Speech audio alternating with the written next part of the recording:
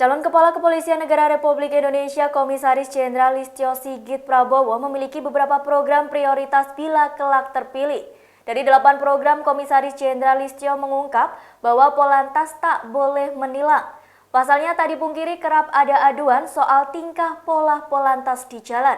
Dalam fit and proper test di Komisi 3 DPR Senayan, Jakarta pada Rabu 20 Januari kemarin, Komjen Listio Sigit secara khusus menyinggung soal Polantas. Listio menghadapi fit and proper test di DPR dengan memaparkan judul makalah Transformasi Menuju Polri yang Presisi.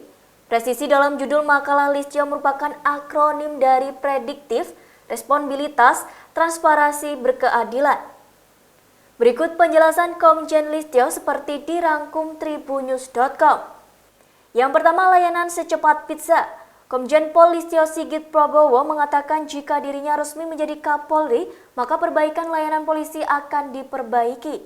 Hal itu dilakukan agar Polri bisa merespon cepat setiap adanya aduan dari masyarakat, terutama mengenai keamanan dan ketertiban umum.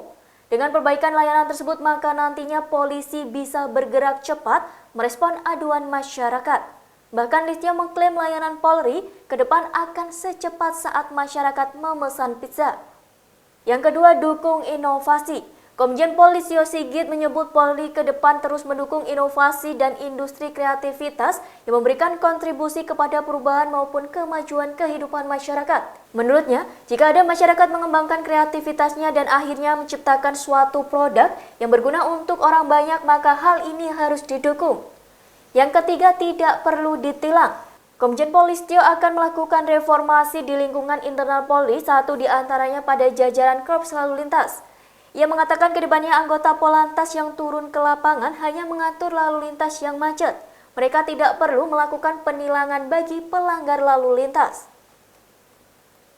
Yang keempat, rasa keadilan di masyarakat.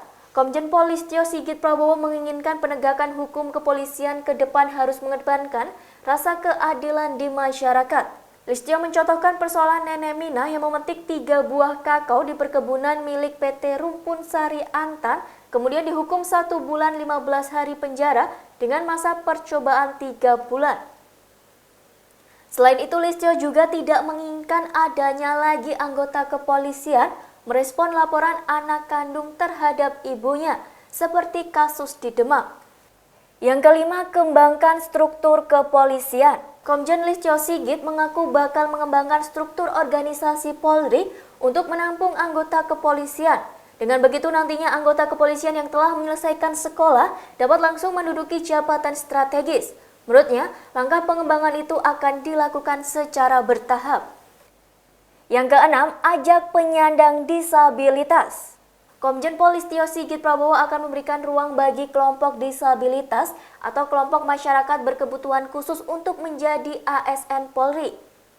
Dalam perekrutan kelompok disabilitas ini, pihaknya nantinya akan menempatkan kelompok disabilitas di sejumlah bidang, mulai dari administrasi, pelayanan, analisa teknologi, dan informasi. Tak hanya itu, pihaknya juga tak menutup kemungkinan akan menempatkan disabilitas sebagai ASN sesuai posisinya. Yang ketujuh, tindak tegas pelaku narkoba.